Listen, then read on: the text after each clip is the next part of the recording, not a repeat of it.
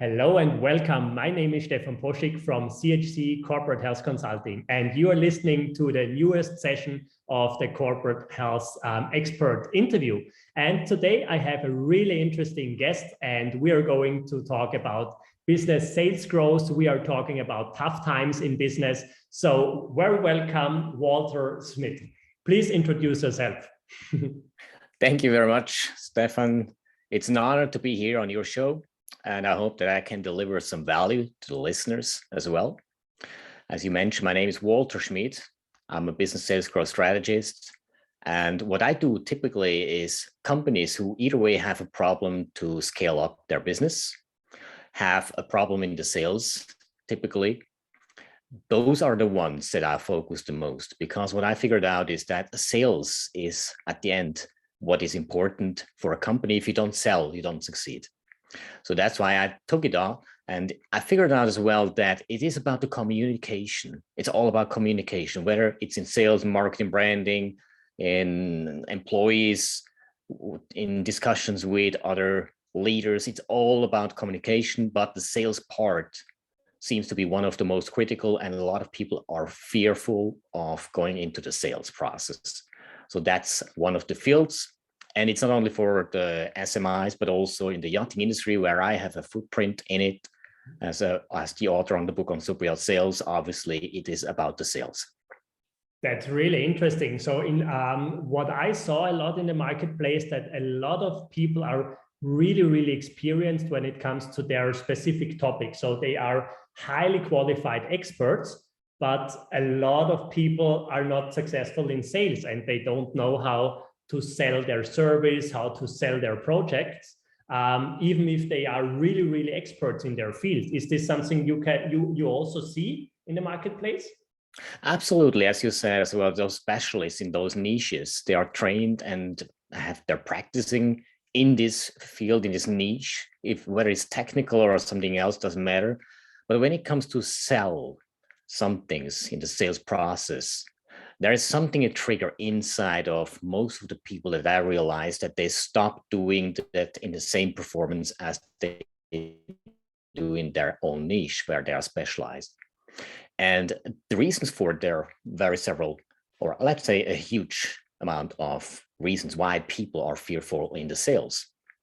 And it goes very deep into the psychological part as well in the life of a human being, of their experiences they have. And as you mentioned, experience is one thing. But if you do let out, beside the experience, the relevance of what you're talking about or you want to sell about, that's the gap that I also can fill, that they find the gap or can build the bridge between relevance and experience, and then going into the sales. It seems to be easier because they can rely to something they can understand better and build up their own structure and understand what that means for each of one of them, because it's so individual. And I believe as well, there is no such thing like a strategy that fits for all. There is a certain base. Yes, of course, absolutely. But beside that, you have to find your own way. And to find that own way, you don't get it typically in a university, because there you are the listener, you have the doctors, the people who make the teachings, but it's not related to a person as such. And that's where the failures happens as well. Mm-hmm.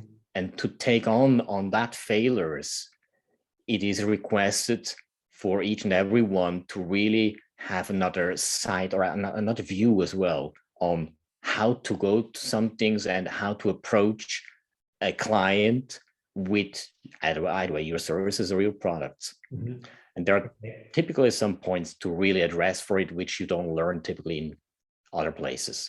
Mm. Yeah, that's so true. Definitely. I see this in a lot of situations. So how does this help a small business owner, for example? So, I mean, a lot of small business owners are talking about growth or try to scale their business or think about, okay, how can I sell? How can I improve my sales?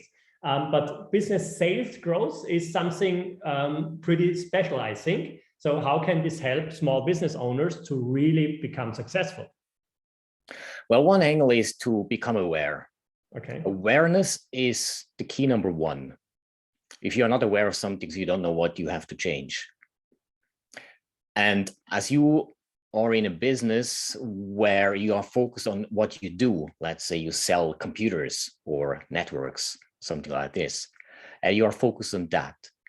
And then you just blind out the rest. So you are not aware on the sales process. You are already thinking of how you will do it with the client, the work on the client, specifically in the niche then. And so awareness is number one. To become aware, you need someone who is from outside your company. It often helps if you are not even related to what the client is doing. So if you're sort of neutral, you look from outside to the inside, that he can later on work from the inside to the outside. So after becoming aware, it is to have or to train the ability to think 3, 4, 5 steps ahead. What is next? Aside on your service or products, really focused on what is the next thing you need to focus on to make a sales. Because once you have done a sale, you can work on whatever you do in your specialized niche. And if that is done, then you start also observe. It's an observation activity that you need to take an approach on it. And for this, I come in and I bring beside the awareness, the observation focused point of view out from his side, so that he can see it by himself or herself. What is it that is missing out now to grow the business or to be more successful in the sales? And then a very important component that drops in is how to listen to your customer. Listening is one of the most important tasks that you need to master as good as you can and always work on it every single day. Because if you don't listen, you most probably will miss out on what the client wants and where to go. Definitely, definitely. Why do you think is listening to somebody else or the client or the partner or strategic partner or customer, why do you think this is so hard for so many people? Because I mean, listening to somebody else is not natural for us as a human being. You know, it's when it's still listening. I mean, you can listen and don't understand anything. Oh, yeah, okay, that's true. That's true. So that means by listening, what I mean with listen is you have to put away your own thoughts and your strategies. You first need to figure out what is the client's need, even if it's the wrong way that he wants to go. But you need to fulfill first what is requested to get somebody on board at all. Because when I see some things that is important to change in a company structure, as an example, and I tell the boss there, you need to change this and that and everything, he will most probably say, you know what? I run this business now for 5, 10, 15, 20 years. I don't want to change anything. But when I let him talk, I can really figure out and suck it into my brain. What is it that the problem really shows up? To structure then my strategy to bring the most value for him in the shortest possible time, that he gets a result as quick as possible. That's really good, because this is, in my opinion, a completely different way of listening to somebody else than just, okay, I hear you talking. I don't know what, but I hear you. Okay, that's really awesome. So Walter, I also saw you are really experienced in turnaround in hardship times. So, I mean, we have a pretty tough economic situation since 2 years nearly. So do you see a lot more small business owners who experience tough times at the moment? Absolutely. Yeah. It is fact that this time right now shakes through the whole economy. There are some few companies or markets, which we don't need to mention now, that really profit out of that situation. But the majority in Switzerland anyway, and other places as well, that the small companies, a lot of them struggling. And the problem that I see is that if you are in a struggling situation, you turn around yourself somehow and you don't know where to go. So losing control of your own control mechanism leads then to a total failure. Mm-hmm. Now, why did I came up with that is because I was a police officer for 10 years in Zurich, which is the biggest town in Switzerland, but a very small town compared to other places. But nevertheless, beautiful town. It is a beautiful town. This town is something special. Absolutely, it has its the golden nuggets. Of course. But what is it that I figured out is, as a police officer, you need to work properly when there is a chaos. When there are difficult times, you have to have your brain cold, clear, to not lose the strategy you need to follow out, or if you have a process to follow. Now, I bring that into the business world, combined with the coaching that I get regularly as well, to mix it up and bring up a strategy on how to remain calm with the observation, awareness, clarity as well, to see what is really going on and where do I have to change, either way, a strategy, a product, a service, a contact strategy as well, or perhaps even to change completely a company with the existing tools that they have, which a lot of people forget about that. They are somewhere in a niche, perhaps, or in a specialized working area, but they have the ability to completely shift into something else, into something new they have never done before. Mm-hmm. But they need then a person who shows the way or guides them as well through the process, give them a backup, mm-hmm. keep them accountable on whatever they have to do, the tasks, mm-hmm. and someone who understands their problems and do not make them smaller than they are. Okay. So what do you tell people who have the opinion, yes, so I know I have a problem in my business, but I can't afford an external coach or expert to help me turn around? Of course, I hear you saying the observation from an outside perspective, you have to be calm, you have to be strategic and all this. And I tell you 100% that's true and that's right. But when the people are so caught up in the weeds and in these difficult, tough situations, and probably they can't pay the bills anymore, or they have a hard time to pay all their expenses, okay, then they should pay an additional amount of money for an expert to help them to turn around. So what do you tell these people in this situation?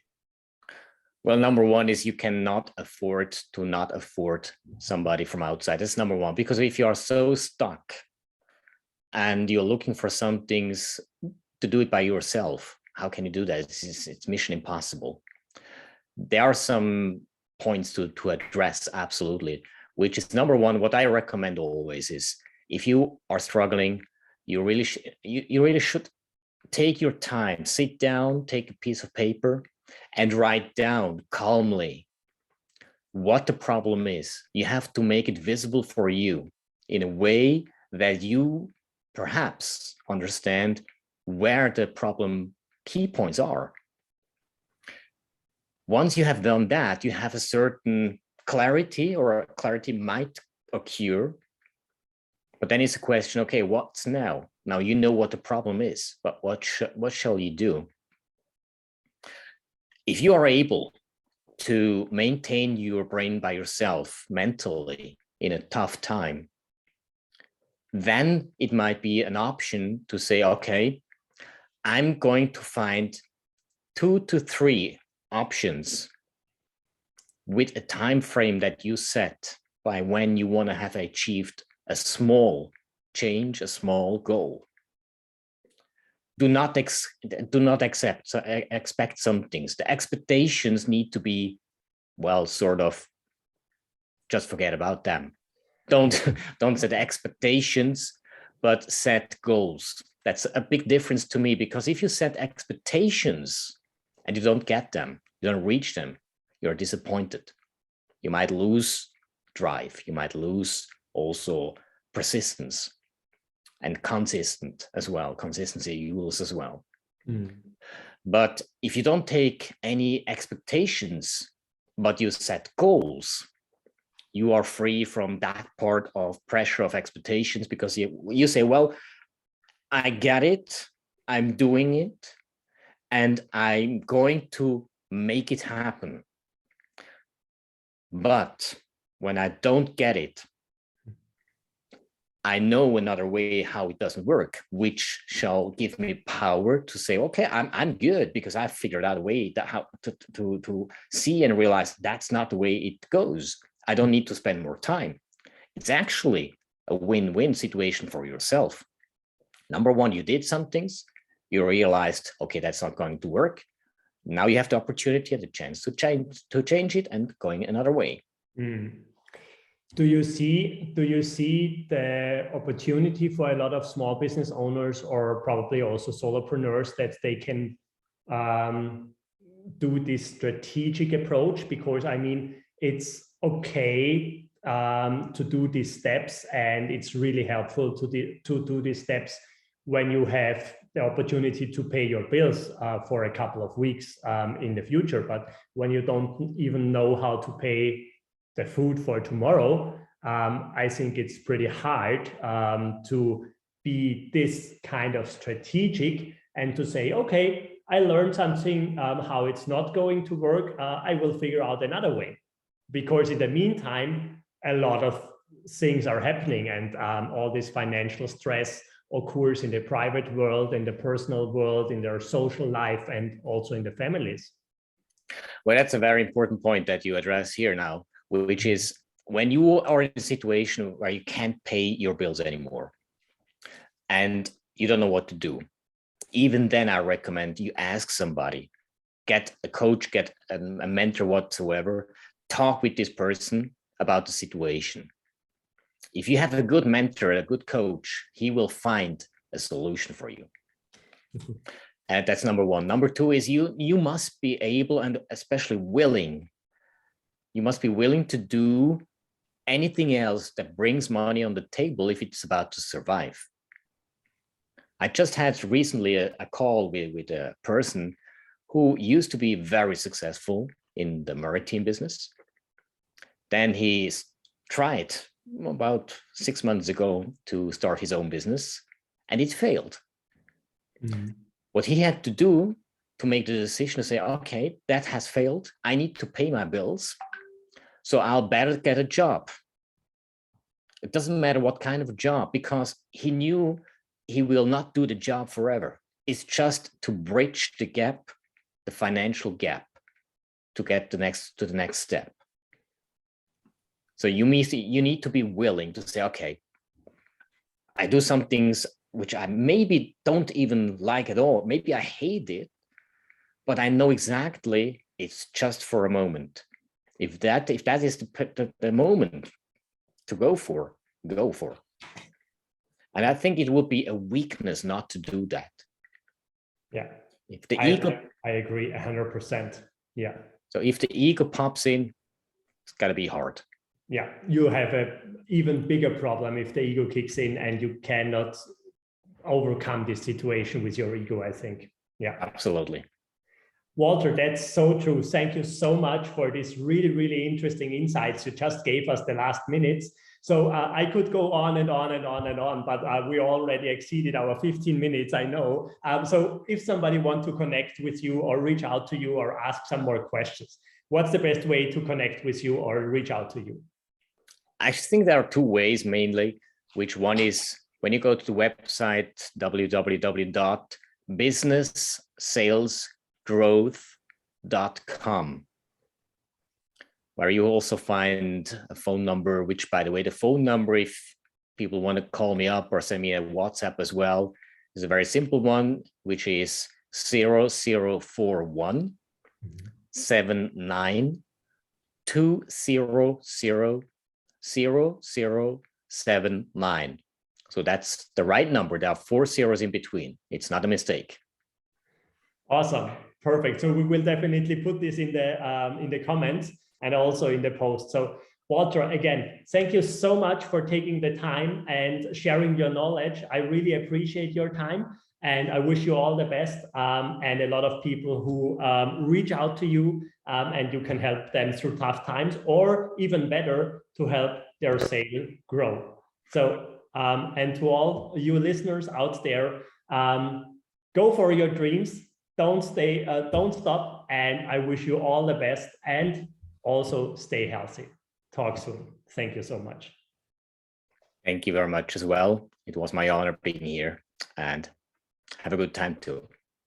Thank you, Walter.